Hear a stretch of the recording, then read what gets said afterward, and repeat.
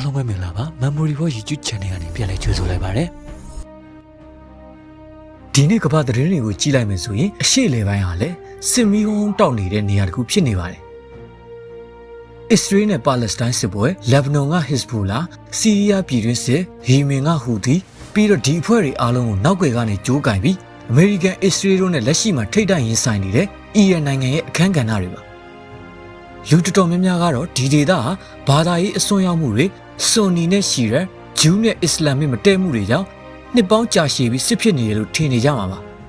ဒါပေမဲ့တကယ်အမှန်တရားကဒီလိုမဟုတ်ပါဘူး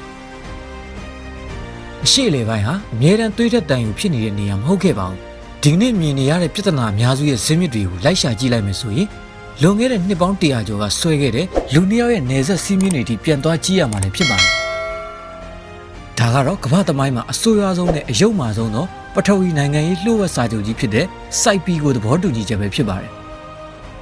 ဒါပေမဲ့ဒီဒေသမှာဖြစ်နေတဲ့ပြဿနာတွေကိုနယ်စပ်စီးမြစ်တွေပဲအပြစ်တင်လို့မရပါဘူး။ဒေသတွင်းနိုင်ငံရေးပြိုင်ဆိုင်မှုတွေဘာသာရေးအယူဝါဒတွေအာဏာလိုလားမှုတွေကလည်းအရေးပါတဲ့အကြောင်းရင်းတွေဖြစ်နေပါတယ်။အခုလက်ရှိဖြစ်ပေါ်နေတဲ့အရှေ့လေပိုင်းကစစ်တလင်းမြင်တွေဟာ1916ခုနှစ်တုန်းကဥရောပသား2ယောက်ရဲ့ပေတံနဲ့တိုင်းပြီးဆွဲခဲ့တဲ့နယ်စပ်မြင်းတွေပေါ်မှာဘာကြောင့်တိတိကျကျသွားနေရတာလဲဒီဗီဒီယိုမှာတော့စပွဲပေါ်ကခဲတဲ့မြင်းချောင်းလေးတစ်ချောင်းကနေလူတန်းပေါင်းများစွာကိုဘလို့တေးကြီးပစ္စည်းစီရလဲဆိုတာကိုသေးစိတ်တင်ပြပေးသွားမှာပဲဖြစ်ပါတယ်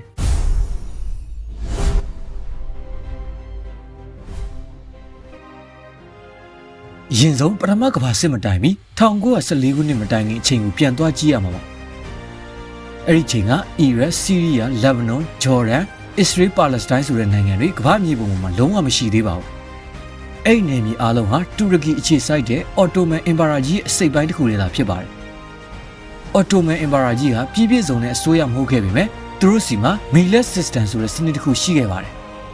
အဲ့ဒီစနစ်ကအစ္စလမ်ခရစ်ယာန်ဂျူးလူမျိုးတွေကကိုယ့်ဘာသာရေးကိုယ့်ဥပဒေနဲ့ကိုလွတ်လွတ်လပ်လပ်နေထိုင်ခွင့်ရခဲ့ကြပါတယ်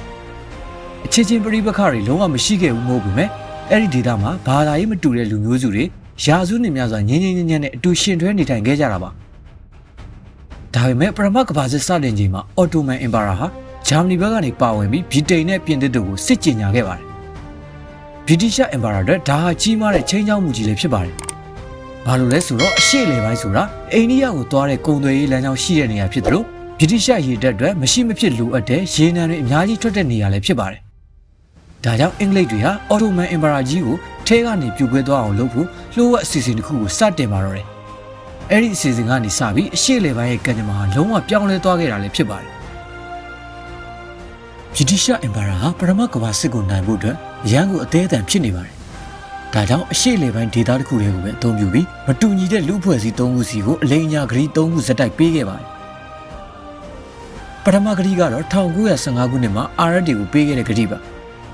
အင်္ဂလိပ်တွေကအော်တိုမန်တွေကိုသူတို့အထက်ကနေပုံကံမဲ့သူလိုအပ်နေပါတယ်။ဒါကြောင့်မကာမျိုးကအာရတ်ခေါင်းဆောင်ဟူစိန်ဘင်အလီစီကိုလှုပ်ဝက်စာပို့ခဲ့ပါတယ်။မင်းတို့အာရတ်တွေငါတို့ဘက်ကနေဝင်တိုက်ပေးပါစစ်နိုင်ရင်ဆီးရီးယားကနေယီမင်ထိကျေဝန်းနဲ့လွတ်လပ်တဲ့အာရတ်နိုင်ငံတော်ကြီးကိုပေးမယ်လို့ကြေညာပေးခဲ့ပါတယ်။လွတ်လပ်ရေးလိုချင်နေတဲ့အာရတ်တွေဟာအဲ့ဒီကြေညာကိုယုံကြည်ပြီးဗြိတိရှ်ထောက်လှမ်းရေးအရာရှိလော်ရင်ရဲ့အကူအညီနဲ့အော်တိုမန်တူရကီကိုသွေးချောင်းစီးတဲ့အထိအသေးခံတိုက်ပေးခဲ့ကြပါတယ်ဒုတိယဂရီကတော့1916ခုနှစ်မှာပြင်သစ်တွေနဲ့ချုပ်ဆိုခဲ့တဲ့စိုက်ပီကိုစာချုပ်ပါအာရတ်တွေတွေးတဲ့တန်ကိုတိုက်ပေးနေတဲ့အချိန်မှာပဲအင်္ဂလိပ်ဟာသူ့ရဲ့မဟာမိတ်ပြင်သစ်နဲ့နောက်ထပ်ဂရီတစ်ခုထပ်လုပ်ပါတယ်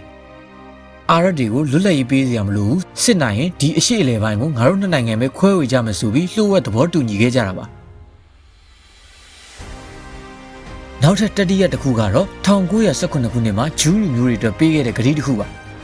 ါစစ်ပွဲကပိုရှည်လာတဲ့အခါမှာအင်္ဂလိပ်တွေဟာအမေရိကန်နဲ့ဥရောပကဂျူးတွေရဲ့ငွေကြေးနဲ့နိုင်ငံရေးထောက်ခံမှုတွေလိုအပ်လာပါတယ်။ဒါကြောင့်ဗြိတိရှ်နိုင်ငံသားဝန်ကြီးအာသာဘဲဖိုးကဥရောပကဂျူးတွေကြီးလော်ရာချိုင်းကတဆင့်ဇီယိုနစ်အဖွဲ့အစည်းစီကိုစာတစ်စောင်ရေးခဲ့ပြန်ပါတယ်။ပါလက်စတိုင်းနယ်မြေမှာဂျူးလူမျိုးတွေအတွက်အမျိုးသားရေးအိမ်တော် National Home တစ်ခုတည်ထောင်ပေးဖို့ဗြိတိရှ်အစိုးရကကူညီမယ်ဆိုပြီးတော့ပါစဉ်းစားကြည့်မယ်ဆိုရင်အာရတ်တွေကိုပေးမယ်ဆိုတဲ့မြေနဲ့ပြင်သစ်နဲ့ခွဲယူမယ်ဆိုတဲ့မြေဂျူးတွေကိုပေးမယ်ဆိုတဲ့မြေဒီ၃ခုလုံးဟာနေရာတစ်ခုတည်းပါပဲအင်္ဂလိပ်တွေဟာမြေခွက်တစ်ခွက်တည်းကိုလူ၃ယောက်စီလိန်ရောင်းခဲ့တယ်လို့ပါပဲအဲ့ဒီဂရီ၃ခုတည်းကမှအရှိလေပိုင်းကိုအဆိုးရွားဆုံးဖျက်ဆီးပစ်ခဲ့တဲ့ ဒုတိယမြောက်ဂရိစာချုပ်အကြောင်းကိုအသေးစိတ်ကြီးကြရအောင်ပါ1916ခုနှစ်မေလ16ရက်နေ့မှာလန်ဒန်မြို့ကအခန်းတစ်ခုထဲမှာဗြိတိရှတန်မတ်ဆာမက်ဆိုင်နဲ့ပြင်သစ်တန်တမန်ဖရက်ဆွာဂျော့ဘီကိုတို့တိုးဝက်တွေ့ဆုံခဲ့ကြပါတယ်သူတို့နှစ်ယောက်ကအရှိလေပိုင်းမြေပုံကြီးကိုစပွဲပေါ်မှာဖြန့်လိုက်ပါတယ်ပြီးတဲ့အခါမှာတော့အဲ့ဒီဒေသမှာနေထိုင်တဲ့လူမျိုးတွေဘာသာစကားတွေယဉ်ကျေးမှုတွေကိုလုံးဝဂရုမစိုက်ပဲခဲတံတစ်ချောင်းနဲ့ပဲမြေပုံပေါ်မှာမြင်းဖြောင်ကြီးတွေရမ်းဆွဲပြီးနယ်မြေတွေကိုကိတ်မှုလေးလိုခွဲဝေယူခဲ့ကြပါတယ်မြောက်ပိုင်းဒေသဖြစ်တဲ့ဒီနေ့ခေတ်ဆီးရီးယားနဲ့လက်ဘနွန်ကိုပြင်သစ်ကဓာတ်ရိုက်အုပ်ချုပ်မယ်တောင်ပိုင်းဒေသတွေဖြစ်တဲ့ဒီနေ့ခေတ်အီရတ်ဂျော်ဒန်နဲ့ရေနံကျွဲဝါတဲ့ဒေသတွေကိုဗြိတိန်ကယူမယ်ပါလက်စတိုင်းနဲ့ဂျေရုဆလင်မြို့ကတော့ဘာသာရေးအငြင်းပွားစရာနေရာတွေဖြစ်နေလို့ဘယ်သူမှမယူပဲနိုင်ငံတကာအုပ်ချုပ်မှုအောက်မှာထားမယ်ဆိုပြီးတော့ပါဒါကြောင့်စိုက်ပီကိုမြေပုံကိုတေချာကြည့်မယ်ဆိုရင်မြင်းချောင်းတွေကတဘာဝအတိုင်းကွေးကောက်နေရမဟုတ်ပဲပေတံနဲ့ဆွဲထားသလိုဖြောင်တန်းနေတာကိုတွေ့ရပါလိမ့်မယ်တန်တမန်နှစ်ယောက်စိတ်ဝင်စားတာဟာရေနံထွက်တဲ့နေရာနဲ့ကုံသွယ်ရေးအတွက်ပင်လယ်ထွက်ပေါက်စိတ်ကမ်းတွေရဖို့ပဲဖြစ်ပါတယ်ဒီမြေတွေမှာနေထိုင်နေတဲ့လူတွေရဲ့ကံကြမ္မာကိုသူတို့လုံးဝထဲမတွက်ခဲ့ပါဘူးမြေပုံပေါ်မှာတော့အဲ့ဒီမြင်းချောင်းတွေကရိုးရိုးခဲတဲ့မြင်းလိုပဲမြင်ရနိုင်ပါတယ်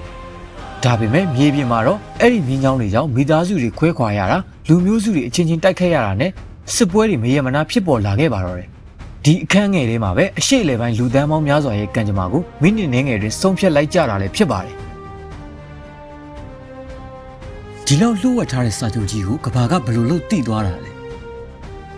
1918ခုနှစ်မှာရုရှားနိုင်ငံမှာကွန်မြူနစ်တော်လှန်ရေးဖြစ်ပါတယ်အာဏာရလာတဲ့လီနင်ဆိုရရဲ့အဖွဲ့တွေကနိုင်ငံသားရေးဝန်ကြီးလီယွန်ထရော့စကီဟာ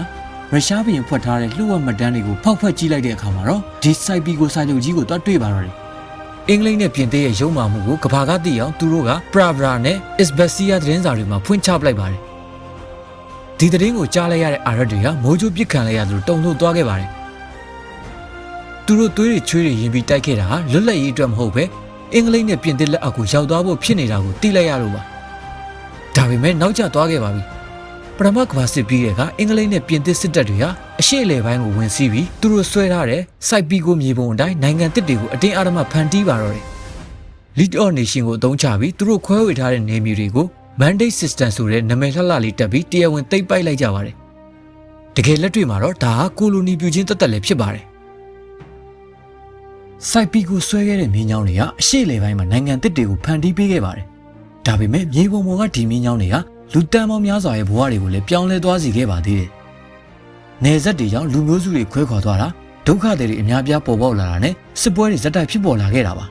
။ဒါကြောင့်အဲ့ဒီလုံရဲ့ဆိုးရတဲ့အကျိုးဆက်တွေကိုကြီးလိုက်ကြရအောင်။ပထမအဦးဆုံးအနေနဲ့အီရတ်နိုင်ငံဗြိတိရှတွေကရေနံလိုချင်လို့မြောက်ပိုင်းကကတ်လူမျိုးတွေအလယ်ပိုင်းကဆွန်နီအာရက်တွေနဲ့တောင်ပိုင်းကရှီရက်အာရက်တွေနေထိုင်တဲ့မတူညီတဲ့နယ်မြေသုံးခုကိုအတင်းအဓမ္မပေါင်းစည်းပြီးအီရတ်ဆိုတဲ့နိုင်ငံတစ်ခုဖန်တီးခဲ့ပါတယ်။ယုံကြည်မှုနဲ့ရိုးရာမတူတဲ့လူတွေကိုလှောင်ချိုင်တစ်ခုထဲမှာထည့်ထားလိုက်လို့ဖြစ်သွားလို့အီရတ်နိုင်ငံဟာဒီနေ့အချိန်ထိဆွန်နီရှီရက်ကတ်ပရိပခတွေနဲ့သွေးချောင်းစီးနေခဲ့ရတာပါနောက်တစ်ခုကတော့ဆီးရီးယားနဲ့လက်ဘနွန်ပါပြင်သစ်တွေကတော့သူတို့ရထားတဲ့ဆီးရီးယားကိုသွေးခွဲအုပ်ချုပ်ရေးကိုတုံးခဲ့ပါတယ်လူနည်းစုဖြစ်တဲ့အလာဝိုက်လူမျိုးစုကိုအာဏာပေးပြီးလူများစုဖြစ်တဲ့ဆူနီတွေကိုအုပ်ချုပ်ခိုင်းခဲ့ပါတယ်ဒီမျိုးစေ့ဟာနောက်တစ်ချိန်မှာအလာဝိုက်လူမျိုးဖြစ်တဲ့အာဆတ်အစိုးရနဲ့ဆွန်နီတပုံတွေကြားကဆိုးဝါးလာတဲ့ဆီးရီးယားပြည်တွင်းစစ်ကြီးကိုဖြစ်ပေါ်စေခဲ့တာလည်းဖြစ်ပါတယ်ဒီနည်းတူပဲလက်ဘနွန်နိုင်ငံကိုလည်းခရစ်ယာန်ဆွန်နီရှီရက်အားပြိုင်မှုတွေဖြစ်အောင်ပုံသွင်းခံခဲ့ရပါသေးတယ်နောက်တစ်ခုကတော့ကမ္ဘာအကြီးဆုံးနိုင်ငံမဲ့လူမျိုးတွေဖြစ်တဲ့ကတ်လူမျိုးတွေပါဒီကိစ္စမှာအဆိုးအဆုံးခံစားခဲ့ရတာကတော့ကတ်လူမျိုးတွေပါကတ်လူမျိုးတန်း30ကျော်ကအစကသူတို့ပိုင်ဆိုင်တဲ့ကာဒစ္စတန်နိုင်ငံရမယ်လို့ကတိပေးခံခဲ့ရပေမဲ့တကယ်တမ်းမြေပုံဆွဲတဲ့အခါမှာတော့သူတို့အတွက်နိုင်ငံမပါခဲ့ပါဘူးသူတို့ရဲ့နေရဟာတူရကီအီရတ်ဆီးရီးယားနဲ့အီရန်နိုင်ငံ၄ခုကြားမှာအပိုင်းပိုင်းဖျက်တောက်ခံလိုက်ရပါတယ်ဒီနေ့ဒီကတ်လူမျိုးတွေဟာနိုင်ငံမဲ့တွေဖြစ်နေပြီးအစိုးရအဆက်ဆက်ရဲ့ဖိနှိပ်တပ်ဖြတ်မှုတွေကိုခံနေရတာလည်းဖြစ်ပါတယ်ဒီလောက်ယိုယွင်းနေတဲ့နေဆက်စည်းမျဉ်းတွေနဲ့နိုင်ငံတွေဟာရာစုနှုတ်ဝက်ကျော်လောက်အောင်ဘယ်လိုလုပ်တည်တတ်နေကြတာလဲဖြေကတော့အာဏာရှင်တွေရဲ့ဖိနှိပ်မှုကြောင့်ပါအီရတ်မှာစာရန်ဟူစိန်ဆီးရီးယားမှာအာဆတ်တို့လိုအာဏာရှင်တွေဟာမတူညီတဲ့လူမျိုးဘာသာရေးခိုင်းတွေကိုအင်အားသုံးပြီးထိန်းချုပ်ထားခဲ့ကြပါတယ်ဒီလိုအာဏာထိန်းချုပ်မှုတွေကြောင့်သာစိုက်ပီကို agreement နဲ့ဖန်တီးထားတဲ့အတူရောင်နယ်စပ်တွေဟာပြိုကွဲမသွားပဲအချိန်ကြာမြင့်စွာတည်ရှိနေခဲ့တာပါဒါပေမဲ့2003ခုနှစ်မှာအီရတ်စစ်ပွဲဖြစ်ပွားပြီးအမေရိကန်ဦးဆောင်တဲ့တပ်တွေအီရတ်ကိုဝင်တိုက်လိုက်တဲ့အခါမှာတော့ဆဒမ်ဟူစိန်ရဲ့အာဏာစနစ်ဟာပြိုကျသွားခဲ့ပါတယ်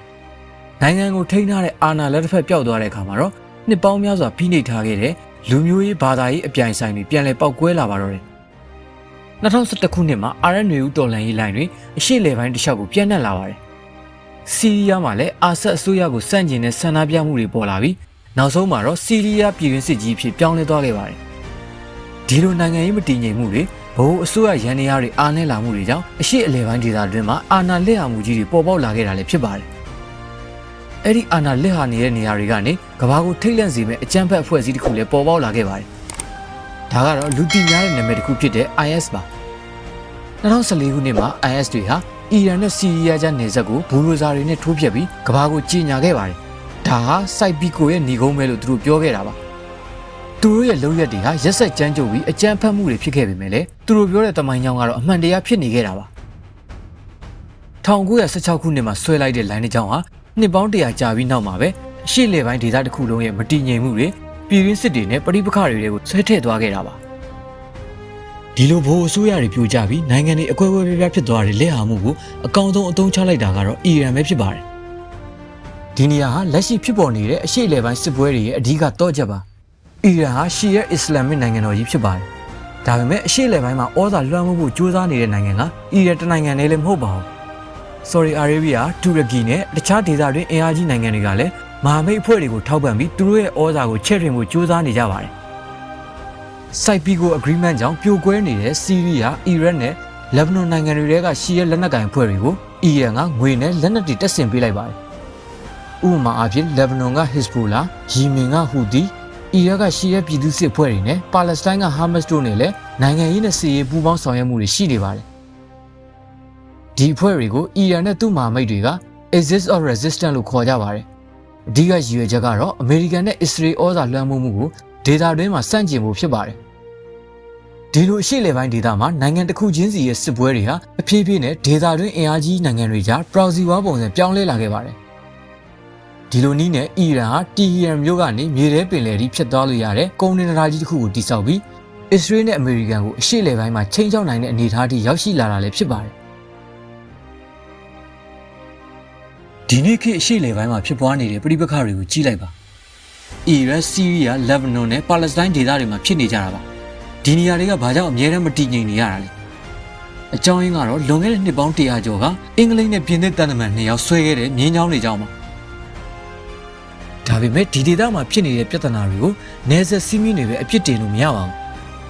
ဒေသတွင်းနိုင်ငံရေးပြိုင်ဆိုင်မှုတွေဘာသာရေးအယူဝါဒတွေအာဏာလိုလားမှုတွေကလည်းအရေးပါတဲ့အကြောင်းရင်းတွေဖြစ်နေပါတယ်အရှိလေပိုင်းဆိုတာဘာသာရေးကြောင့်ပဲအမြဲတွေးသက်တန်ယူဖြစ်နေတဲ့နေရာမဟုတ်ပါဘူးအင်အားကြီးဥရောပနိုင်ငံတွေကသူတို့ရဲ့လောဘရေနံနဲ့အာဏာအတွက်နိုင်ငံတွေကိုခွဲစိတ်ဖျက်တောက်ပြီးဘယ်တော့မှငြိမ်းချမ်းမှုမရနိုင်အောင်စီးလုံးမှုမရှိနိုင်အောင်တမင်တကာပုံစံထုတ်ခဲ့ကြလို့ပါလွန်ခဲ့တဲ့နှစ်တရာကျော်ကလန်ဒန်မြို့ကအခန်းကြီးလေးတစ်ခုထဲမှာဥရောပသားတန်တမန်2ယောက်ဆွဲခဲ့တဲ့ဒီမင်းချောင်းတွေကဒီနေ့ချိန်ထိတန်းနဲ့ချီတဲ့လူတွေရဲ့အသက်အိုးအိမ်စီးစိမ်တွေကိုဖျက်ဆီးနေသေးပါအရှိလေပိုင်းကပြည်သူတွေဟာသူတို့ကိုယ်တိုင်မဖန်တီးခဲ့တဲ့မြေပုံတစ်ခုထဲမှာပိတ်မိနေပြီးသူတို့ကိုယ်တိုင်မစတင်ခဲ့တဲ့စစ်ပွဲတွေကိုဒီနေ့ထိတိုက်ခိုက်နေရဆဲဖြစ်ပါတော့တယ်